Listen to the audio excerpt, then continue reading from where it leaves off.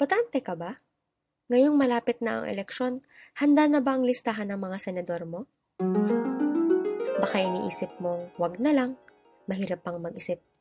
Mas okay na yung tumengka ka na lang sa bahay, hindi ka pa masusunog sa araw. Estudyante pa lang naman ako, walang epekto to sa akin. Isang boto ka lang naman, hindi ba? Paano na lang kung gano'n rin yung iniisip ng katabi mo, ng mga kaklase mo? Paano na lang kung kayong lahat ay nagpasyang baliwalain ang pagboto? Ngayong May 12, gamitin mo ang biyayang kapangyarihang mula sa ating demokrasya. Ika nga nila. With great power comes great responsibility. Sa ngayong senatorial race, nangunguna sina Christopher Bongo,